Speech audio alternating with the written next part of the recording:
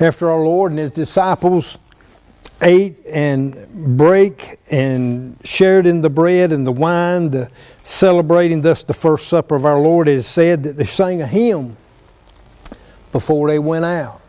Robin, you get to do it again. Is that all right? Robin's going to lead us in the course of Amazing Grace. Preacher, why you always do Amazing Grace?